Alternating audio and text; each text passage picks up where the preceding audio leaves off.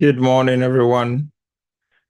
I think there are a few more people joining, so give it another 30 seconds and then we can crack on.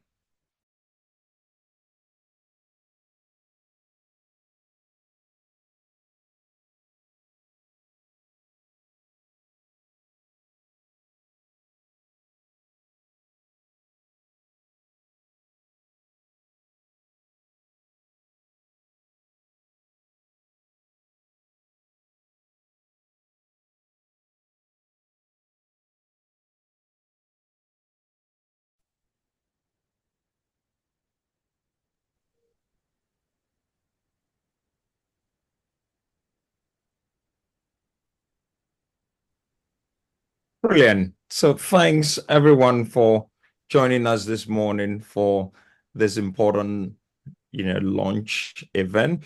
And I will go through a bit of housekeeping and then, we will be in full flow. But feel free, to tweet about the event, share it on social media, and, invite others along as well. But this main session is being recorded. There may be journalists present on the call, but then we're going to ensure all questions go via the chat.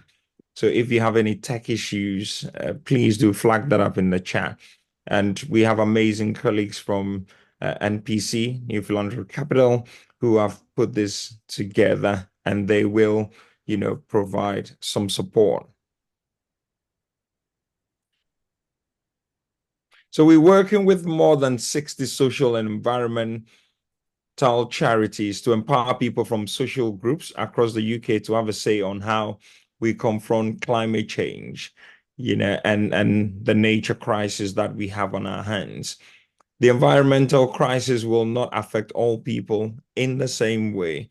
And we've seen a lot of this over the last few years, especially in light of the pandemic. Some of the most marginalized people in the UK are likely to be worst affected by our ongoing changing environment and the related policies. So therefore, the first phase of this project is to gather evidence of what these impacts are likely to be in the immediate to the near future. So I am Charles Kwakwo, the Chief Executive of the Caribbean African Health Network.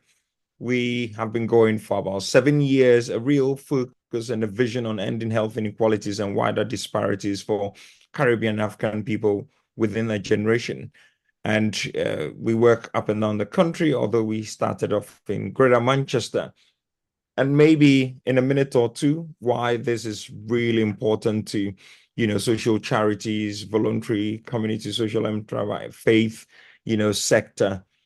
It's really, really important because many of us know it's usually, VCFSE or, those social charities that provide safety net. But then as an organization with that vision of ending health inequalities and wider disparities for Caribbean and African people, across our health priority areas, knowing what the evidence says, as well as the anecdotal intelligence that we have. We focus on, 6 health condition areas. And the one that is relevant to what we're talking about is the respiratory stuff. But also, I'm sure many of you on the call will know about the wider social determinants of health and how that impacts on health outcomes. So for my organization that is focused on working with Black Caribbean African people, improving their access to healthcare, but also their experience and the outcomes, all the conversation around the environment is very important and very critical to us. But also not to, go into much details. We've seen in recent times the importance of cleaner air, and we've had at least a couple of fatalities, which is down to, air pollution. And hence the more reason why we've got to be very intentional and have all hands on deck, but then shine a light on, how people from racially minoritized or ethnic minority communities will be impacted. This project wouldn't have been possible without funding from the Robertson Trust and People's Health Trust. So massive thanks to our funders that have enabled this intelligence gathering to be put together. And we're just going to launch straight in and to give us an overview and some of the headlines from this very important publication. I'm going to be handing over to Liz Gard. So Liz Gard is the environmental lead at New Philanthropic Capital, or NPC. She's also a co-lead for Everyone's Environment program. She will tell us a bit more about that, particularly all the work that have been done with charity partners on embedding a response to the current environmental crisis and how we translate that into strategies and programs that really make a difference. So at this point in time, I'm going to hand over to Liz Gard, who will give us an overview. But once again, if you're on social media, then feel free to share about this. Liz, over to you. Good morning, all, and thank you very much, Charles. So, as charities and funders, we need to be able to help the people that we serve to deal with the impacts of our changing environment. And for most of us, most charities and funders without big endowments, the greatest impact that we can have is going to be through our mission rather than through reducing our carbon footprint. So understanding how different social groups in the UK are impacted is a crucial first step. This time last year, more or less, we launched research into the impacts of the climate and nature crises on 4 key groups: young people, disabled people, older people, and people from ethnic minority communities. And that research showed us that much of the social impact of our changing climate and natural world is due to overlap with existing health issues and inequalities. And that's often exacerbated by location and income level. These are the people that charities are already working with. And this year, we've delved into the 2 cross-cutting areas of health and poverty directly. The next slide, please. So today we're going to be discussing that new research and the findings published in 2 briefings today. One looking at the impacts on people in poverty and the other looking at the impacts on health inequalities in the UK. And as Charles has already noted, this is very much not a solo endeavour. So thanks to our partners, our reviewers, our funders, particularly the Robertson Trust, Poverty Alliance, Sniffer, Groundwork, People's Health Trust, the Health Lottery, the Race Equality Foundation, Health Equals, and the UK Health Alliance on Climate Change. So I'm now going to highlight a few of the findings from the briefings, but I can't emphasize enough, this is only a whistle-stop tour and a taster of the real richness of information that's available in briefings.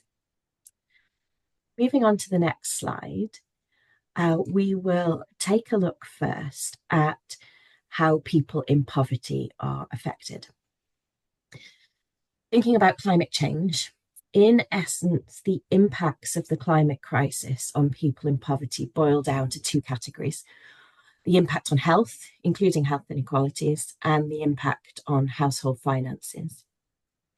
In terms of health, people in poverty are more exposed to air pollution, which leads to more respiratory diseases, heart conditions, neurological diseases, things like dementia, poor birth outcomes, particularly preterm birth and low birth weights. Also, there are impacts on type 2 diabetes and many mental illnesses, including very commonly occurring depression and anxiety. And it's not just air pollution that impacts our health. Extreme weather events have very serious health impacts. For example, low-income households, which anyway are 8 times more likely to be flooded, are at much greater risk of increased depression and anxiety linked to challenges like flooding. And high rainfall and flooding, when combined with fuel poverty, leads to damp and mold in homes, which can cause respiratory issues, hormone imbalances, and even increase obesity. And of course, there's the financial impacts. So There's a risk of energy bills increasing, for example, because of repairs to essential national infrastructure after extreme weather events. Another impact is that people in poverty often don't have insurance, but even if they do, there's very commonly repair and relocation costs that aren't covered by standard insurance policies. And the average costs of dealing with flooding to your home is £50,000, a figure that no household in poverty could come close to covering. So people in low-income households much more likely to be displaced entirely by flooding. Heat waves also have cost implications. For example, electricity costs of running fans or turning on the lights if you've closed your blinds or curtains make it hard to deal with extreme heat in low-income households. And a lot of the adaptation support available will simply be seen as non-essential, plain unaffordable. There's also an increasing likelihood of extreme weather, whether that's rainfall, heat, whatever, disrupting access to work and education as well, which has an impact on income. For example, people in poverty, much less likely to work at home, more likely to be subject to challenges with the infrastructure, relying on public transport and so on. Now, moving on to think about the impacts of nature loss, there is a great inequality in access to nature, and therefore people in poverty are missing out on nature's benefits. Time in green and blue spaces, as they say, blue spaces being water, can improve mental and physical health. And the presence of green spaces in an area can reduce violence and crime rates, as well as improve cooling in the surrounding homes. Nature loss and climate change are both impacting patterns of disease, and we expect to see many diseases increasing in the UK as a result, ranging from diarrhea to skin cancer to Lyme disease. And as people in poverty are already facing a higher burden of illness, without intervention, these kinds of changes are going to exacerbate that further. Climate change and nature loss are already leading to rising food prices, as well as declining nutritional content. For example, between 21 and 23, extreme weather was responsible for an increase of almost £200 on average household food bills, and that's forecast to rise. Indications are perhaps by another 20% by 2050. And of course, we know that people in poverty are already struggling to afford healthy food, so this is a further burden. And people in poverty are exposed to more toxins and pollutants from our natural environment, things that can lead to health impacts, including, at its worst, cancers, also kidney issues, fertility problems, and more. Moving on to think about policy impacts, it's hard to know for sure the impact of related policy on people in poverty, as little environmental policy is evaluated in relation to impacts on people. Tangible benefits are yet to be felt, and with the economic context as it is for people in poverty worsening, then we can estimate some of the challenges. In the case of solar panels, heat pumps, electric vehicles, for example, despite subsidies, these still require a lot of upfront investment, so have predominantly benefited more affluent people. And in the case of electric vehicles, the subsidies have now come to an end anyway, meaning that as the costs for electric vehicles are falling, people on lower incomes not able to benefit from the subsidies to start making that transition. Some policy has been successfully targeted, including insulation and active travel schemes, things which have health, financial and safety benefits for people in poverty. But in the case of insulation, for example, there's a growing disparity between the private rental sector and other housing types. There's been less progress with solid wall homes where people in poverty are much more likely to live. And in some cases, housing costs are going up to cover the cost of retrofitting homes. Some policies might reduce household costs, though, so investment in renewable energy should bring down bills, or reduce fares for public transport, which is a vital tool in tackling poverty anyway. But some policies are paid for by energy bill levies, which is very much a regressive tax. And the impact on nature policy, even less clear. In essence, we just don't know. There's a limited evaluation of impacts of nature policy on people at all, let alone people in poverty. Impacts that we think might occur are firstly around quality of life. So if policies aiming to improve quality and quantity of green and blue spaces are successful, that could bring benefits for people in poverty, especially if they're targeted to areas of deprivation. More regulation on water pollution would benefit people in poverty who live in areas with low water quality. And secondly, changes in household costs. So investments are needed to prevent water pollution, which are likely to increase water bills. Changing to farming policy that impacts food supply and pricing will disproportionately impact people in poverty experiencing food insecurity. But as our culture evolves and we see ever more and better use of reuse and repair schemes, both as a part of waste policy and generally in our everyday lives, we believe that might increase more accessible and affordable options for everyone. Moving on to the next slide, thank you. We will take a look similarly about the content of the second paper published today on health and the environment. Again, just a snapshot of the richness. To start with, health inequalities are defined as avoidable, unfair, systemic differences in health between different groups of people. Some of these are socioeconomic, so the findings from the poverty briefing are going to be relevant. And others are due to specific characteristics, for example, ethnicity or disability. And we've previously released research on those characteristics and others. So I'd encourage you to have a look on our website to read more detail. Overall, however, health inequalities will be deepened by environmental impacts, including air pollution, extreme weather, especially flooding and heat, the decline of nature, and changing patterns of disease. As just one small example in the myriad of examples, it exposes the interdependencies of many of these issues. People from ethnic minority communities are more exposed to temperature extremes, and extreme heat exposure during pregnancy worsens birth outcomes. Put both of those together, it exacerbates existing health inequalities in relation to pregnancy and childbirth that are already experienced by women of colour. The parallel examples are many.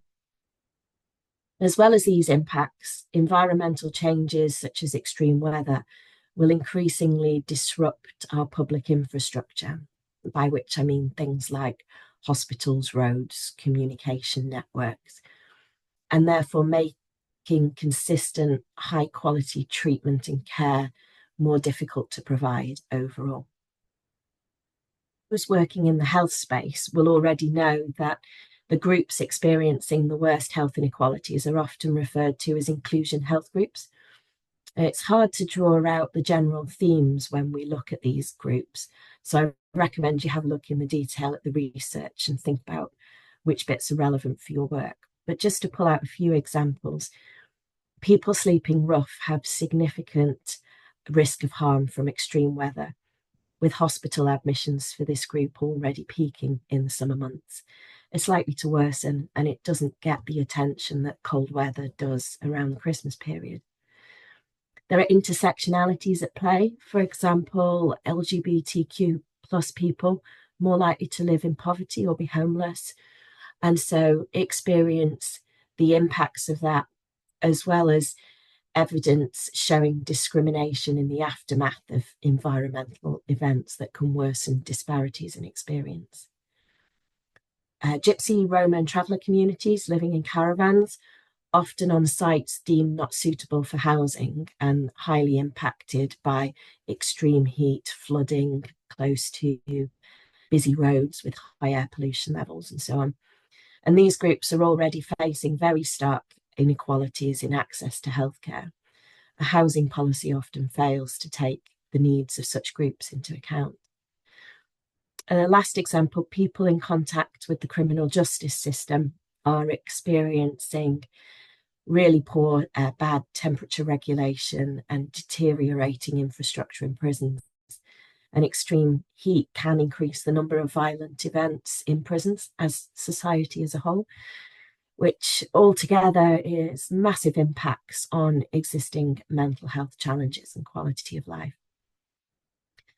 It's also likely that environmental change will create new patterns of health inequalities based on that exposure to the environmental impacts. So, for example, air pollution might present new risks for those not currently experiencing health qualities, and changing patterns of disease might not be felt equally by all. On the policy side, just as there's little assessment of policies by their impacts on people in poverty, there's no assessment of impacts on health inequalities or inclusion health groups. But on a more hopeful note, environmental action is presenting us with an opportunity to create a healthier, fairer, much more sustainable society for everyone. So there will be ways to tackle environmental impacts and health inequalities side by side if we build those considerations into the design, delivery, and evaluation of environmental action. On the next slide, just very briefly, if we look at this new research in conjunction with the last year's briefings, we can see some very clear cross-cutting themes. First of all, people in low-income households living in poverty are going to be most affected by the direct impacts of the climate and nature crises. And we know that people in ethnic minority communities and disabled people are disproportionately represented in those low-income households. We know that health impacts are significant and likely to worsen health inequalities, but there's also going to be impacts on jobs, education, and more, which tend to be less well understood. And lastly, there's insufficient evidence there's insufficient evidence on how policies affect different social groups. Indeed, as we were saying, many environmental policies have little or no mention of people at all. So that's a major gap that government, both nationally and regionally, needs to address if policy is going to work for all people. And we firmly believe that policymakers should be collaborating with social as well as environmental charities. Social charities are already working with the people that policy makers need to reach and understand to help them ensure that policy is relevant, impactful, informed by the needs of real people. The next slide, please. Just to say that as the Everyone's Environment Programme, which is now over 70 partners, MPC and partners are working to grow understanding of the social impacts of the environmental crises. We want to do more research like this and share that widely. We're working to share learning. So if you haven't encountered them yet, we have 2 regular learning groups, one for charities, one run in conjunction with the Environmental Funders Network for funders. There's safe spaces under Chatham House rule where you can share the challenges you're facing and learn from peers. We're doing work to embed in policy, and we've launched a joint policy position for a fairer environmental policy around collective action, which I hope my colleagues will put in the chat. You really should have a read of that. It's fantastic work. And we're doing a lot of work on embedding change into our practice as a sector. And that is one of the big focuses for this year. We've got some amazing practical resources and guides coming out in the autumn that partners are collaborating on as we speak. So keep an eye out and get involved. And then just to conclude, on the final slide, What next for you after today's webinar? I'm sure after hearing all of that, you are buzzing and looking forward to reading the reports. Please do read and share the briefing papers widely. I expect you'll want to go back to your organisation and discuss what the findings mean for your programmes, your strategy and your influencing work. Please do discuss with your peers. Use this as an opportunity to raise that conversation, not just about your organisation, but how are we responding to this collectively? We face shared challenges, so we need shared solutions. And lastly, as I was saying, the future work of the programme is going to be supporting you in embedding learning. And we're really keen to hear your support needs and experiences. So please do get in touch at any time. Thank you. I'll pass back to Charles. Yeah, thanks, Liz, for taking us through those publications and highlighting some very important issues. So thank you. Our next speaker is Terry. Sorry, excuse me. So Terry McTerran, is a 44-year-old gay man from Veggisal Park with over 20 years experience of community activism. Currently works part-time as a community development worker and recently completing, an undergrad community development degree at University of Glasgow. Terry was raised by a single mother with limited involvement and an alcoholic father. Terry was homeless at the age of 16. After 6 months in a homeless unit, he gained his own tenancy and continued to sustain the tenancy since working a variety of low-skilled and low-paid roles. He has direct experience of poverty, both as a child and adult, and has over recent years observed significant change in his community in terms of challenging persistent and unnecessary poverty by way of effective community action. Terry's interest in poverty stems from living his entire life in a community blighted by poverty, yet has only over the years recently, amid a global pandemic and in the absence of many agencies ordinary tasked with tackling poverty, local people have identified their own locally led, sustainable, wide-reaching solutions. The solutions to poverty often lie within those communities experiencing it. So pleasure is mine to hand over to Terry McTerran. Thanks, Charles. I was half expecting you to come up with a big red book. This is your life there. That sounds quite harrowing when it's all written down in black and white like that, doesn't it? I'm very delighted to take part in this morning's session. I think I should perhaps just start off by suggesting in Paisley, or advising rather, in Paisley last night, we had a huge explosion locally to our community. Details are quite scant, but it's an electrical appliance recycling outfit that's essentially blown up, and it's caused all manner of havoc. But for me, it kind of underlines the importance of this kind of interdisciplinary, multidisciplinary approach to the environmental crisis. So I suppose growing up in Fergusley Park, a community which, as my colleague there has consistently already advised, consistently highlighted as being plagued by high deprivation and entrenched poverty, the impacts of climate and nature crises have been glaringly evident in my everyday life. From air pollution to repeated devastating flooding episodes and the disappearance of green spaces, these crises have compounded my community's plethora of challenges.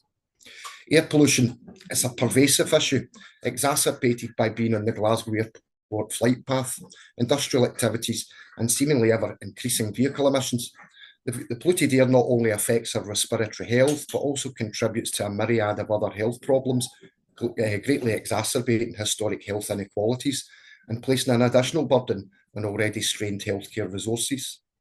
Children and the elderly are particularly vulnerable, facing higher risks of asthma, respiratory infections, and cardiovascular diseases due to prolonged exposure to pollutants. Extreme weather events, particularly flooding, have become distressingly common occurrences. Each flood brings destruction and displacement, disrupting lives and livelihoods. Homes are damaged, belongings lost, and the psychological toll on individuals and families is immeasurable. The cycle of rebuilding after each disaster drains community resources and perpetuates a sense of instability and insecurity. Moreover, the lack of adequate flood protection infrastructure exacerbates the impacts, leaving us continually vulnerable to future disasters. The decline in nature and green spaces further exacerbates the challenges faced by my community. Parks and green areas, once vibrant communal spaces, have dwindled or fallen into disrepair. This not only diminishes opportunities for recreation and relaxation, but also exacerbates urban heat island effects, making summers unbearably hot and exacerbating health risks. Moreover, the loss of green spaces contributes to the loss of biodiversity, further eroding the resilience of our ecosystems. These impacts aren't isolated incidents, but deeply ingrained issues affecting the entire community. Marginalised communities like mine bear the brunt of environmental injustices, facing disproportionate exposure to pollution and bearing the greatest burden of climate-related disasters. The intersectionality of poverty, race, and environmental degradation exacerbates these disparities, highlighting, in my mind, the urgent need for locally led and equitable solutions. As these impacts intensify, there's a growing sense of collective apprehension about the future. Will our community be able to be capable, rather, of weathering the escalating challenges posed by the climate and nature crises? How will we cope with increasingly frequent and severe weather events, especially with limited knowledge, resources, and support? The uncertainty looms, casting a shadow of jeopardy over our recent hard-fought gains, aspirations, and dreams for a sustainable future. In terms of change, there's a dire need for coherent and conducive policies, resulting in those tangible solutions alluded to earlier that prioritise the well-being of communities like mine. Access to clean air, safe and accessible green spaces, safe housing and resilient infrastructure should be fundamental rights, not privileges reserved for the affluent. Policies that prioritise environmental justice, investing in sustainable infrastructure, improving the maintenance of green spaces, and supporting renewable energy initiatives are, in my view, essential to mitigating impacts of climate change and fostering resilience. Charities and NGOs play a crucial role in providing support and resources to vulnerable communities, but their efforts must be supplemented by systemic changes. Policies that address the root causes of poverty and environmental degradation are, in my view, essential to creating a more just and sustainable future for all. From a personal standpoint, I strive to be an advocate for change within my own community by helping make the otherwise abstract concept of climate change relevant to local needs, with a broader view of meeting those needs in a dignified and sustainable way, by adopting a variety of community development-based approaches, underpinned by values and principles including community empowerment, the promotion of self-sufficiency, and sustainable community development. By amplifying voices, raising awareness, and advocating for policies that address the intersecting challenges of poverty and environmental degradation, I hope to continue contributing to a more just and sustainable future for all, underpinned by the firm belief that a greener, more sustainable planet starts with greener, more sustainable communities, and that by adopting a think global, act local approach, we can empower our communities to be more proactive in mitigating the environmental crises, while simultaneously using it as a lens through which to positively challenge poverty. Thanks, guys. Thank you, Terry, for sharing that experience. Very articulate and well communicated. Yeah, thanks. So we're going to have a brief Q&A before we go out into breakout rooms. And we have a couple of questions that I'll be posing to both Terry and Liz, who have just spoken. So Terry, if I may start with you, since you've just had the floor. Is there a lot of awareness about air pollution and environmental impacts more generally in your community? I think it's certainly growing by the day. By making the otherwise abstract concept relevant to local needs, there is an appetite for learning about climate change in an environment where that's perhaps not necessarily high up the list of priorities when you're living in a community blighted by poverty. Just keeping the lights on or keeping the kids fed are number one and number two priorities. What's going on in that climate emergency? That's a global thing. That's not something that affects us. Now, sadly, we have the reality of those persistent flooding episodes, which really drums home just how connected to the climate change challenge or current climate change emergency we as a community are. but every community will have their own dynamic there. I think that's what underlined the importance of our work over recent years in Fergusley Park. It was to make those comparisons, make those connections, those intrinsic links between the climate, if you like, crises, but also the identification of community-led solutions to positively tackling poverty. I think opportunities like this are absolutely fantastic because it does bring those multidisciplines, those interdisciplines together.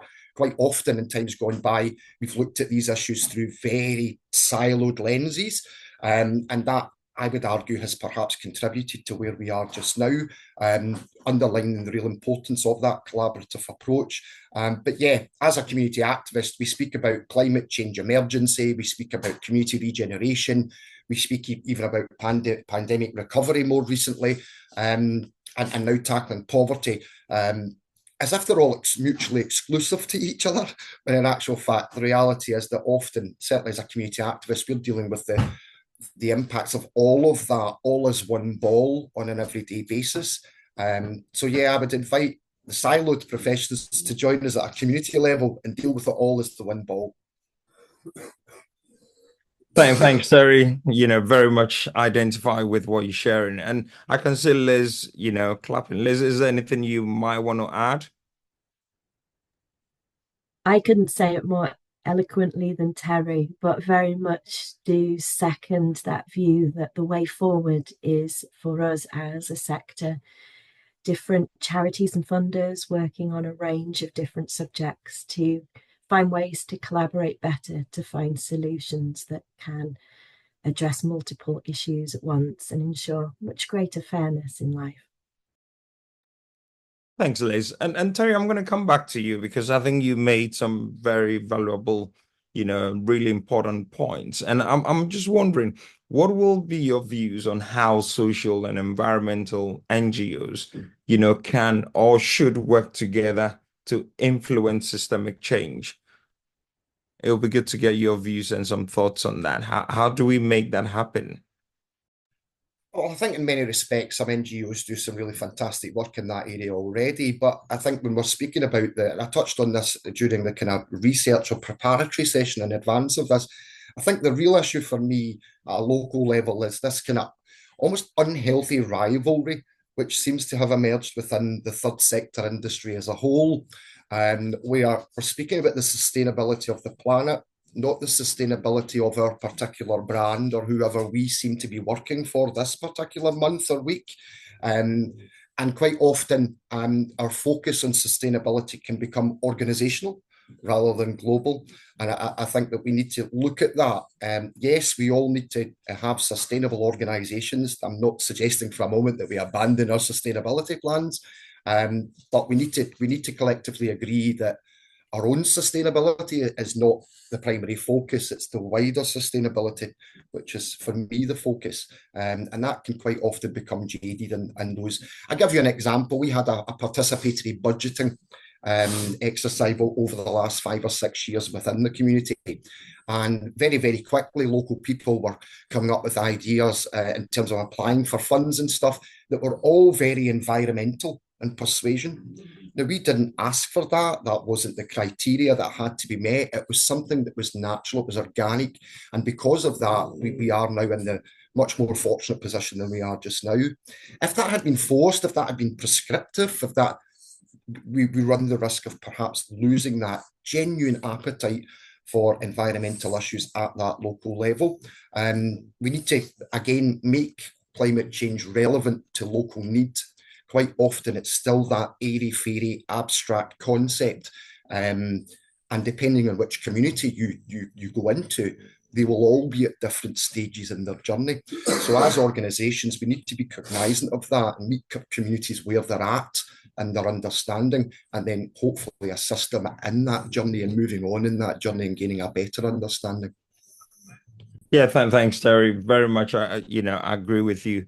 Making these issues relatable is absolutely spot on because communities will be at very different levels. And I'm sure as colleagues read, in depth the publications, you'd, begin to understand why it's really important to make this relatable, because if you have people running from 2 to 3 jobs and struggling with their family and other, issues, then, this may be on the back burner, and how we make that relatable, is absolutely important. And your point, Terry, about, we're talking about the sustainability of our environment, about nature, about the world as a whole, rather than individual organizations, is also, very, very crucial, because, as voluntary sector organizations, usually without core funding, then is running from project to project. And sometimes it's about our survival rather than the bigger things that matter. Liz, over to you. I personally feel that there's a lot of conversation required with funders. There are many moving in the direction of longer term unrestricted funding, but still the pressure on charities is phenomenal at the moment, and funding is often very project based, not covering the core costs. Now, to move to a world in which we are less competitive, more collaborative, less worried about our own individual sustainability as organisations, and more focused on how we can holistically work collaboratively together. That takes time, it takes resources, and it takes a kind of everyday English that doesn't bamboozle people with jargon and unnecessary big words. We just need to speak human to human and have the time and resources to enable that to happen. Thanks, Liz. Right. So I'm going to throw one final question. You have a minute each, and then we shall go into a 30 minutes breakout room and, discuss further. And starting with you, Terry, how best can the answers be found if we saying the answers lie within communities? How do we, unpack that? How do we really glean that, from communities? There are a variety. I mean, I'm a community development practitioner in the making, as it were. So I suppose that my lens from which I would approach this would always be through a community empowerment lens, allow the community to identify their own solutions. But of course, that's making a lot of presuppositions about the community fully understanding where they're at in their climate change journey and stuff. So that's not a one size fits all, just isn't appropriate. The participatory budgeting, for example, happened to be a real tool used locally that our community really embraced. And I have to tell you, that was really surprising, in the sense that Fergusley Park has to be one of perhaps the most consulted yet least listened to communities in the country. So there's a real apathy here, because the whole community regeneration thing's been going on certainly since 1969. So it's a long, long time before I was even born. So there's a high chance of apathy. In fact, I lived here for 20 years where apathy was rife. I'm really, really pleased to say that that's not the case now. And participatory budgeting happened to be the kind of empowering tool, allowing the community to choose their own priorities. And by complete chance, you could have bowled me over with a feather. Environmental concerns were the number one concerns of my local community. I would have thought it to have been a whole host of other things, but the genuine concerns of local people, particularly within urban communities, is the local environment. So making that, or providing them platforms or opportunities in which to develop their own bespoke community climate action plans, for example, or local initiatives, locally led initiatives, which always seem to be much better received, rather than being done to a community. It's being done with the community, with those tangible, visible benefits at the end. So I would encourage, grassroots supports and various community development approaches, and allowing the community to identify their own solutions would be my preferred approach. But of course, each community will have their own unique outlook on that. Thanks, Terry. Liz? Building on what Terry was saying, which I completely agree, we need to break down our silos, work with rather than do things to people. This is a bit of a culture change. It's less of a how do we make something happen? How do we make communities adopt that or do that or not do the other thing? It's more a case of what would improve people's lives and how do the solutions fit in. So less going to people with prepackaged solutions and more generating, as Terry says, the ground up.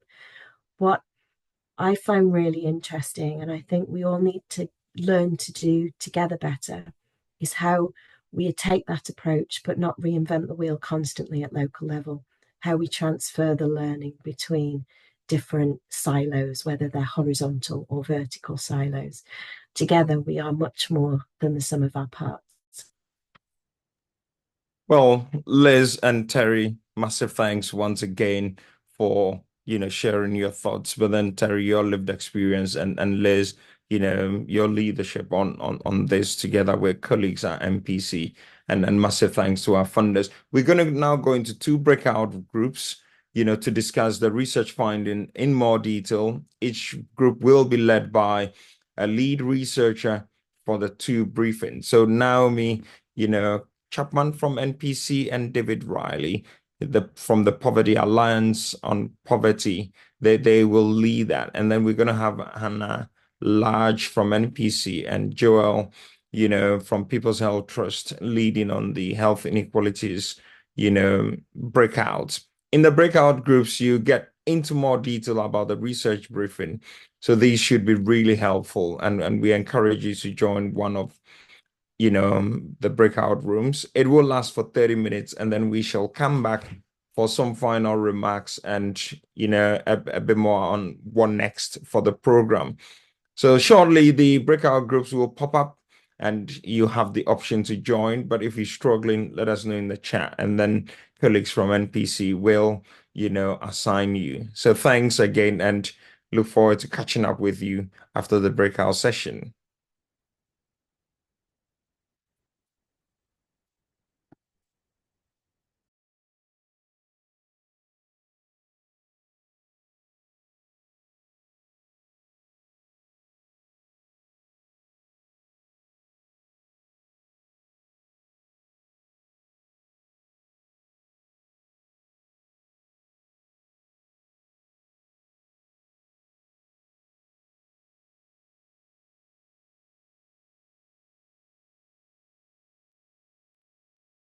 Great. I'll just say hi, and whilst we wait for the other group to rejoin us, they might have another 30 seconds before they get forcibly put back into this group.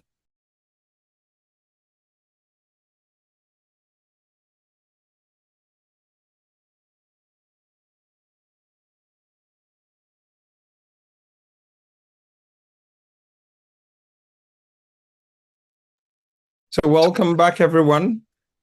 I hope you had some very productive discussions, and I know I was in one, and because of the tech, we're thrown back with our our colleague finishing his point. But please, if there are any more thoughts you have or questions, then kindly put them in the chat, and then colleagues will pick that up.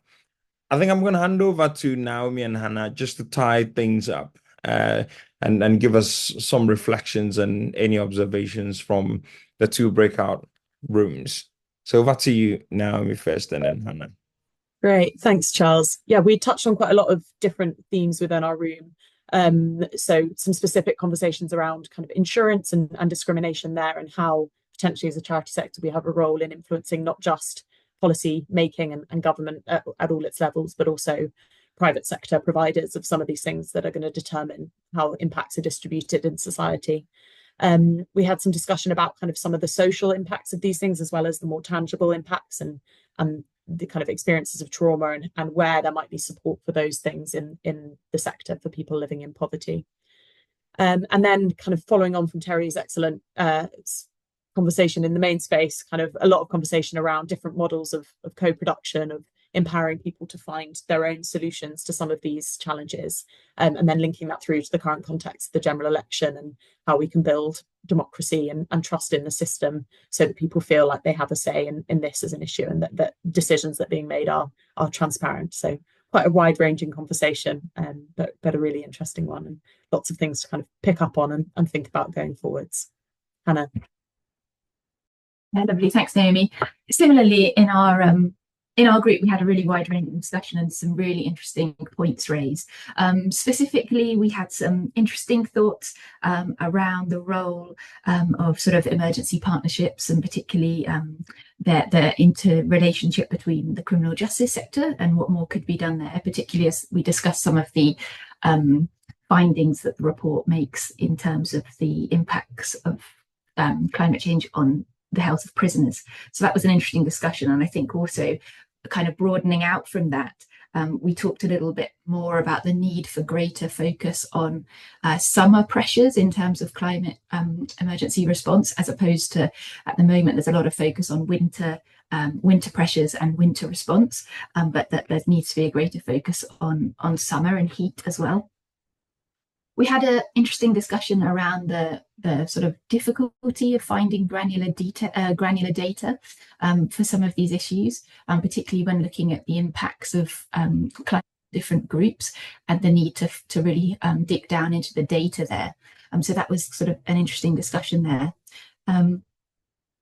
We also had some discussion around the relationship between global health organizations and grassroots groups, and sometimes the disconnect that there might be there, and the need to sort of build better communication streams to sort of bridge that gap between global health organizations and grassroots groups on the ground. And then I think looking at a specific community, we had a really interesting discussion around Gypsy, Roma and traveller communities, and particularly the health impacts that community face, and the sort of barriers, particularly from a local authority level and a policy level, that they face. So I think, again, we could have spoken for a lot longer. There were some really interesting insights that people shared to draw out. And again, you know, lots of conversations hopefully will continue beyond today, of people making contacts and links, which was really great. So thank you all for those in the Health Inequalities group. It was a really good discussion. Yeah, thanks, Hannah, and thanks, Naomi, for the summary. Right, so at this point, we're going to run a poll.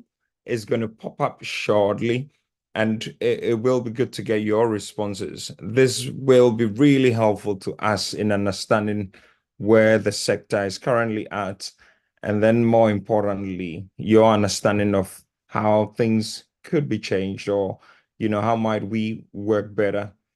And then also for the team at NPC, but then you had about the, you know, significant engagement, you know, across all the partners supporting this program. How might, you know, we better support you, whether as an organization, whether as a community group? So yes, there are just 3 short questions, and we just want you to take a minute or so, you know, just to answer the poll.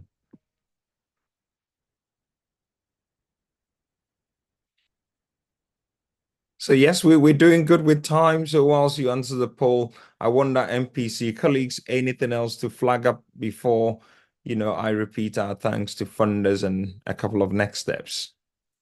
No, all good, I think, Charles. I think we can just let people have a few minutes before their next meeting. Brilliant. That's very kind, Naomi. Brilliant. So you know, whilst you complete the poll, once again, is really important to us.